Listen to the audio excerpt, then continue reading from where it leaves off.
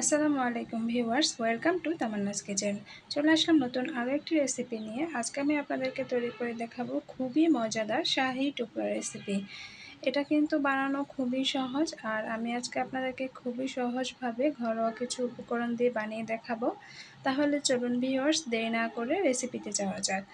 তো শাহি টুকরা বানানোর জন্য এখানে আমি পাউরুটির পিস নিয়ে নিয়েছি। একটু বড় সাইজের পাউরুটিগুলো নিতে চেষ্টা করবেন। তো পাউরুটিগুলো এভাবে সাইড থেকে যে কালো অংশটা থাকে সেগুলো এভাবে করে কেটে তারপরে মাঝখান থেকে এগুলোকে কেটে নিয়েছি। দেখতেই পাচ্ছেন 3 কোনা করে কেটে নিয়েছি, তবে আপনারা চাইলে আপনাদের পছন্দ অনুযায়ী কেটে নিতে পারেন।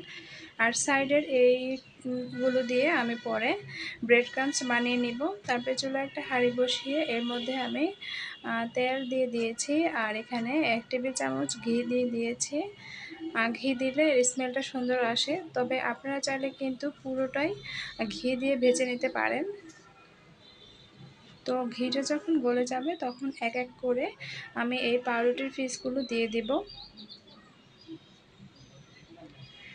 আর চুলার আঁচটা কিন্তু অবশ্যই একদম লোতে রেখে এগুলোকে ভেজে নিতে হবে, তা না হলে কিন্তু এগুলো খুব সহজেই পুড়ে যাবে। আর এগুলো কিন্তু হতে খুব বেশি সময় লাগে না। দেখতেই পেলেন আমি দেওয়ার সাথে সাথেই কিন্তু খুব সুন্দর একটি কালার চলে এসেছে। তো এখন আমি এগুলোকে এক এক করে তেল থেকে ছেঁকে তুলে নিব।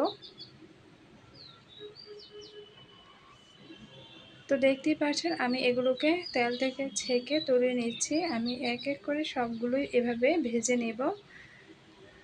আর আমার রেসিপিগুলো যদি আপনাদের কাছে ভালো লেগে থাকে তাহলে অবশ্যই আমার চ্যানেলটির পাশে থাকবেন, আর ভিডিওটি দেখার আগে একটি লাইক দিয়ে ভিডিওটি কন্টিনিউ করবেন। তো দেখতেই পেলেন আমি উল্টে পাল্টে এগুলোকে খুব সুন্দর করে ভেজে নিচ্ছি। আর চুলার আঁচটা কিন্তু অবশ্যই লোতে রেখে এগুলোকে ভেজে নেবেন।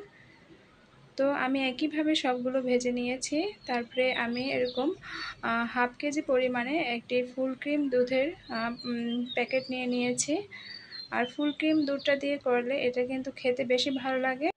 তারপরে এখানে হাফ কাপ পরিমাণে আমি গুঁড়া দুধ দিয়ে দিয়েছি, আর 1/4 কাপ পরিমাণে এখানে আমি চিনি দিয়ে দিয়েছি, আর 3টা এলাচ দিয়ে দিলাম। তারপরে এগুলোকে খুব ভালো করে জাল করে ঘন করে নিতে হবে। আর এটা কিন্তু ঘন হতে বেশ সময় লাগবে না, যেহেতু এখানে ফুল ক্রিম দুধ আর এখানে গুঁড়া দুধটাও ব্যবহার করেছি, তার জন্য কিন্তু খুব সহজে এটা ঘন হয়ে আসবে।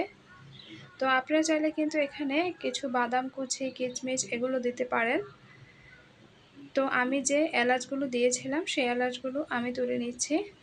আর এলাচগুলো তুলে নেবেন, তা না হলে কিন্তু খাওয়ার সময় মুখে পড়লে ভালো লাগবে না।